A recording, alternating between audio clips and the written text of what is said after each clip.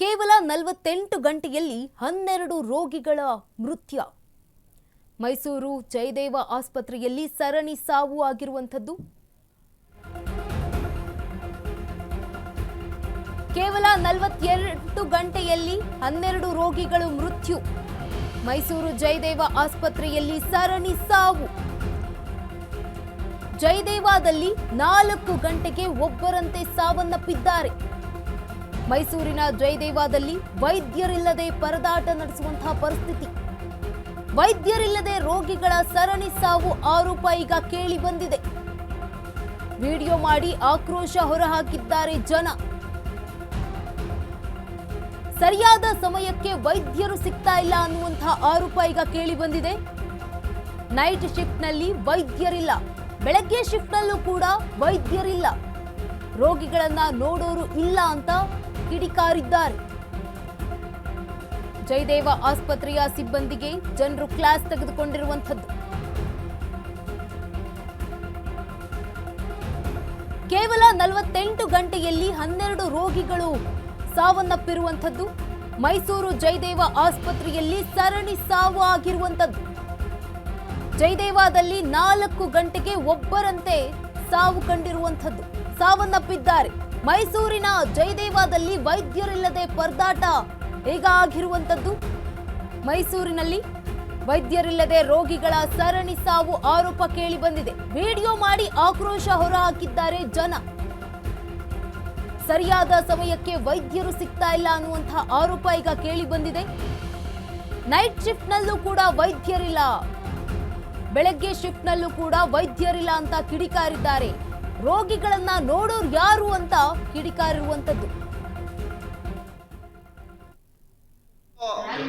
Sunset MLA ಒಳ್ಳೆ ಮಾನ್ಯ ಮುಖ್ಯಮಂತ್ರಿ ಒಳ್ಳೆ ಗೃಹ ಮತ್ತು ಆರೋಗ್ಯ ಸಚಿವರೇ ಇದ್ರ ಬಗ್ಗೆ ಮಾತಾಡಬೇಕು.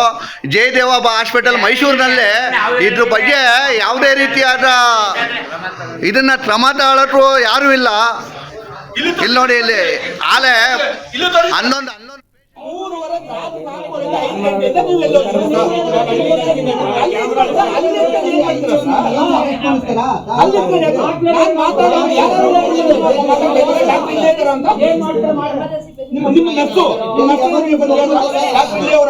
ಡಾಕ್ಟರ್ ಅವ್ರು ಬಿಸಿ ಅವರಲ್ಲ.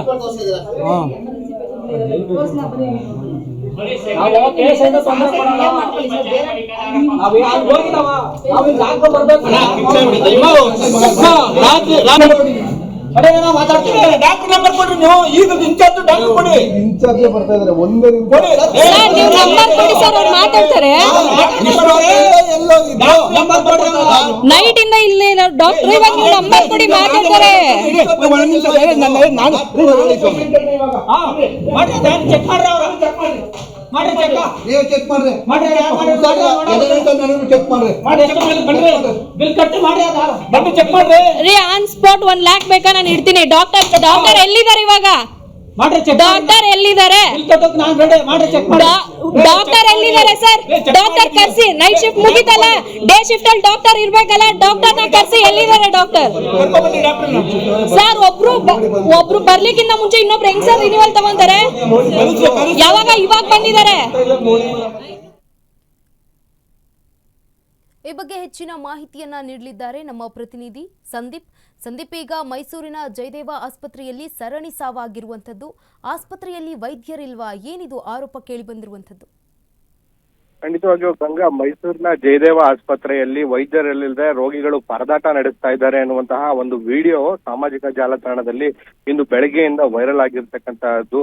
ಅಲ್ಲಿಗೆ ಬಂದಂತಹ ರೋಗಿಯ ಕಡೆಯವರು ಈ ಒಂದು ವಿಡಿಯೋವನ್ನ ಮಾಡಿ ಖುದ್ದು ಸಾಕ್ಷಿಗಳನ್ನ ವಿಡಿಯೋ ಮೂಲಕ ನೀಡಿ ಒಂದು ಆಕ್ರೋಶವನ್ನ ಕೂಡ ಹೊರ ಹಾಕಿರ್ತಕ್ಕಂತಹದ್ದು. ನಾವು ಕೂಡ ಆಸ್ಪತ್ರೆಯ ಆಡಳಿತ ಮಂಡಳಿಯನ್ನ ಸಂಪರ್ಕ ಮಾಡಿದಂತ ಸಂದರ್ಭದಲ್ಲಿ ನಿನ್ನೆಯಿಂದ ಇಲ್ಲಿವರೆಗೂ ಕೂಡ 11 ಸಾವುಗಳಾಗಿರುವಂತಹದ್ದು ಸತ್ಯ. ಆದ್ರೆ ಅವರೆಲ್ಲರೂ ಕೂಡ ಬರುವ ದಾರಿಯಲ್ಲೇ ತೀವ್ರ ಹೃದಯಾಘಾತಕ್ಕೆ ಒಳಗಾಗಿ ಸಾವನ್ನಪ್ಪಿದ್ರು. ಇಲ್ಲಿ ಆಸ್ಪತ್ರೆಯ ನಿರ್ಲಕ್ಷ್ಯದಿಂದ ಅಲ್ಲ ಅನ್ನುವಂತಹ ಮಾಹಿತಿಗಳನ್ನ ಸದ್ಯ ಹೇಳ್ತಾ ಇರ್ತಕ್ಕಂತಹದ್ದು.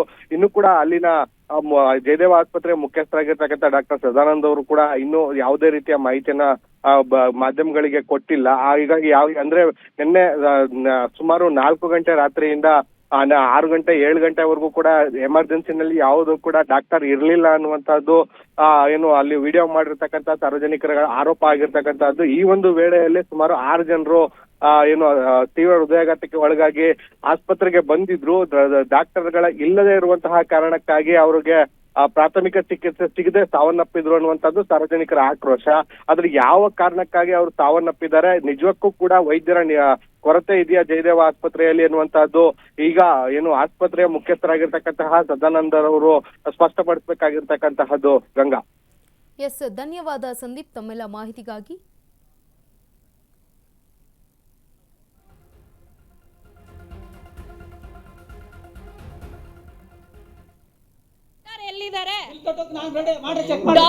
ಡಾಕ್ಟರ್ ಎಲ್ಲಿದ್ದಾರೆ ಸರ್?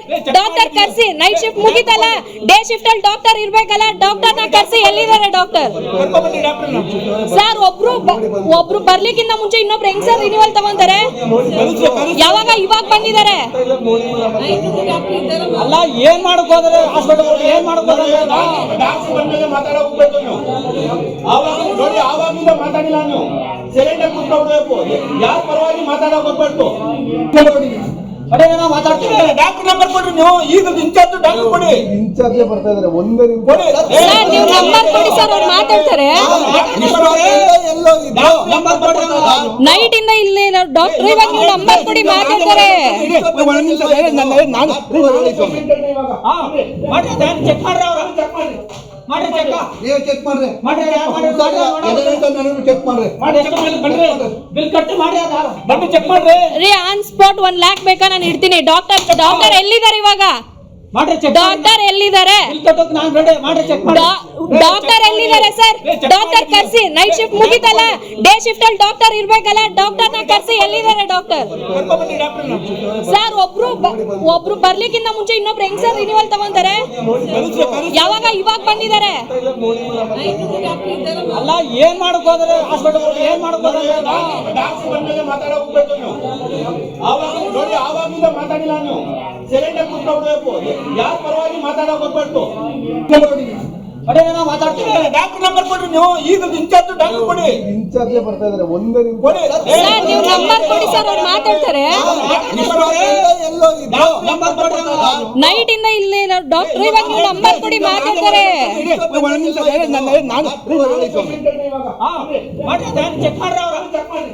ಮಾಡ್ರಿ ಚೆಕ್. ನೀವು ಚೆಕ್ ಮಾಡ್ರಿ. ಚೆಕ್ ಮಾಡ್ರಿ. ಬಿಲ್ ಕಟ್ಟಿ ಮಾಡಿ ಬನ್ನಿ ಚೆಕ್ ಮಾಡ್ರಿ. ರೀ, ಆನ್ ಸ್ಪಾಟ್ 1 lakh ಬೇಕಾ? ನಾನು ಇಡ್ತೀನಿ. ಡಾಕ್ಟರ್ ಎಲ್ಲಿದ್ದಾರೆ ಇವಾಗ? ಡಾಕ್ಟರ್ ಎಲ್ಲಿದ್ದಾರೆ?